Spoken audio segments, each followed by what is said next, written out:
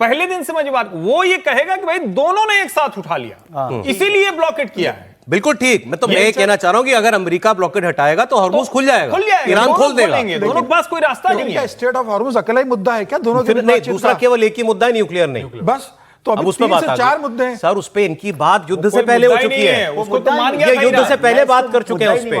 लेकिन आप हालत देखिए ना सर, अमेरिका के उपराष्ट्रपति वहां से भी निकले नहीं है, ईरान आने के लिए तैयार नहीं है, कल सुबह का डेडलाइन खत्म हो रही है। वो देखते हैं सर, मतलब किसी भी तरह की इस स्थिति में वो क्या बातचीत करेंगे? जो प्रोफेसर साहब ने कहा उस पे भी जरा गौर कीजिए। अमेरिका लड़ सकता है क्या? अमेरिका कितना लड़ेगा? और तो समझिए ना, न्यूक्लियर वाला कौन जानता है? कल तो था कि सब हमने खत्म कर दिया, अब डस्ट बची हुई है, ये तो वो कोई ऐसा मसला ही नहीं। अरे थोड़ा सा अपडेट आपको मैं और जाने के लिए कहने वाला हमने सर, यदि पहले ही मान गए होते तो फिर बातचीत क्या करते? बिल्कुल ऐसे ही होता है कि हमने इजराइल की बात प्रोफेसर साहब अभी नहीं की है। सब लोगों ने, जितने भी एक्सपर्ट्स हैं, सब ये कहते हैं भाई इस पूरे सबके बीच में एक देश जो शांति नहीं चाहता वो इजराइल है।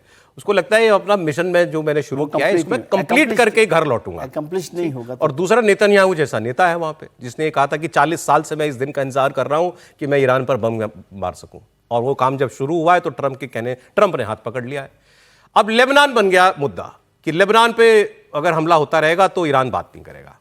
तो ट्रंप ने पहली बार उन खबरों को खारिज किया जिसमें कहा जा रहा था कि इजराइल ने उनको ईरान के साथ युद्ध के लिए उकसाया। ये पोस्ट में उन्होंने बोला, ट्रंप ने लिखा कि 7 अक्टूबर के हमलों ने, एक्चुअली 7 अक्टूबर को इजराइल में आतंकवादी हमले हुए थे, उसमें 1200 लोग मारे गए थे।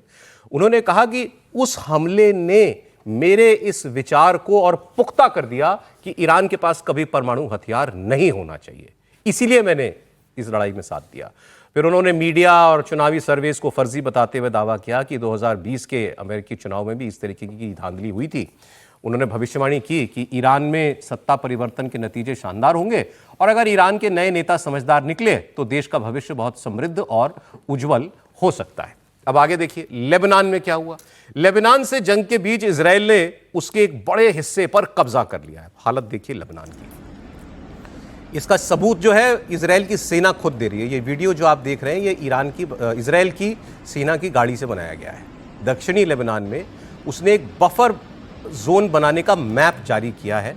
इसमें लेबनानी इलाके के अंदर कई किलोमीटर तक का एक बड़ा हिस्सा अब इजराइल के कंट्रोल में दिखाया गया है। इजराइल के टैंक लेबनान में चल रहे हैं। अमेरिका ने मध्यस्थता करा के 10 दिन का सीजफायर गुरुवार से लागू करवा दिया, लेकिन ये लड़ाई अब उस हद तक इजराइल ले जा चुका है जैसे वो गाजा में ले गया था। गाजा में भी उसने एक लाइन बना दी कि इससे आगे कोई नहीं आएगा, मतलब गाजा वाले और हमास वाले कोई नहीं आएगा, वहां भी बफर जोन है। ऐसे ही बफर जोन अब उसने लेबनान में भी बना लिया है। तो कुछ हद तक तो जो इजराइल करने निकला था वो हासिल कर ही चुका। बिल्कुल, इजराइल ने जो अपनी ऑब्जेक्टिव थी इस समय उस युद्ध विराम के पहले ही हासिल कर ली है, और वो बफर जोन बना चुका है। और इजराइल पहले भी ऐसा कर चुका है 1982 में, हालांकि बाद में उसने खाली किया।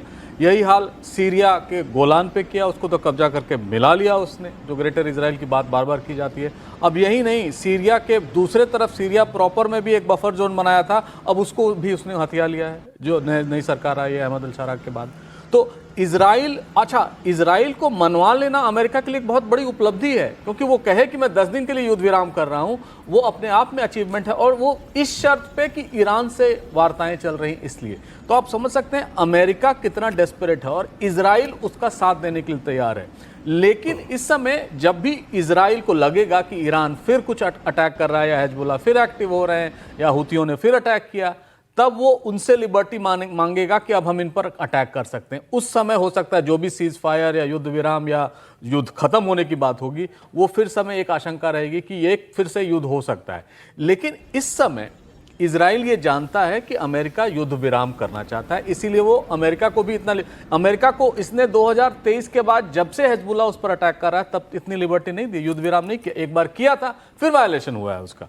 तो अमेरिका इस समय जानता है कि बॉटम लाइन जो है वो सिर्फ हमें युद्ध विराम यहां करना है, और इसकी वो पूरी तैयारी और इसके लिए कंसेशन देने के लिए एक ही रेड लाइन है जो अमेरिका कहता है, वो है न्यूक्लियर जो मटेरियल है वो वापस दे दो, और अगले 10 साल 20 साल तक तुम न्यूक्लियर वेपन या न्यूक्लियराइजेशन प्रोग्राम नहीं कर सकते हो। इस पर अमेरिका ईरान को ऑब्जेक्शन है, और वो बार बार कहता है। इसके लिए वो ये भी कह रहा है, एक्सियोस की एक रिपोर्ट है जो कहती है कि $20 बिलियन जो आपने पैसे जब्त किए हुए हैं दूसरे देशों में, उन्हें छोड़ दीजिए तो हम ये भी देने के लिए तैयार हैं। तो यहाँ तक न्यूक्लियर मटेरियल दे देंगे जी, वो मतलब बात यही चल रही, बात जो रुकी हुई है इसी पर रुकी हुई है। ओके, ठीक। अब ये देखते हैं फिर, ये अभी तो खबर आएगी आज की, ये अमेरिकी पहुंचे या ईरानी आए कि नहीं आए, सीज फायर बढ़ी कि नहीं बढ़ी। एक बात विजय जी ने भी कही थी थोड़ी देर पहले कि भाई मुद्दई चुस्त नहीं, मुद्दई सुस्त गवाह चुस्त, वो भी देख लीजिए आप कैसे। एक पाकिस्तान के टीवी चैनल की क्लिप है, वो मैं आपको दिखा रहा हूँ। उसमें पहले तो ये बातें हो रही हैं कि आएंगे नहीं आएंगे, फिर ये भी बताया जा रहा है कि रावलपिंडी में तो अब पाकिस्तानी भी नहीं आएगा। रावलपिंडी बंद, रावलपिंडी बंद कर दी पूरी तरीके से क्लोज। देखिए आप एक स्कूल बंद कर लो, कॉलेज बंद कर दो, होटल खाली करा लो, ये तो समझ में आता है। सरकारी दफ्तर भी, सरकारी आदमी भी काम पे नहीं जाएगा, और सरकारी आदमी वर्क फ्रॉम होम करेगा। जो दफ्तर में नहीं करता वो वर्क फ्रॉम होम करेगा। एक मिनट, बहुत गंभीर बात है ये। जब कोई आदमी होता है, किसी के यहाँ कोई बहुत बड़ा आदमी आ जाए तो क्या करता है? घर के बच्चों को, नात रिश्तेदारों को, जिसको सबको घर से भगा देता है। कतन नजर नहीं आना, कपड़े भी नहीं पहनने के लिए। बड़ा आदमी आ गया घर में, कोई एक चद्दर जो रखा हुआ था उसको बिछा देता है, गद्दा बिछा देता है, एक कोना कोई साफ करके रखता है। अब अगर उसी में सब आने लगे घर वाले, तो फिर क्या होगा? तो अपनी जहालत को, अपनी जो चिरकुटई है, जो चित्थड़ पाकिस्तान है, उसको नहीं दिखाना चाहता, अपने फटे चीथड़े को। इसमें आप क्यों परेशान है? उसको छिपाने दीजिए। ये मसला यही है।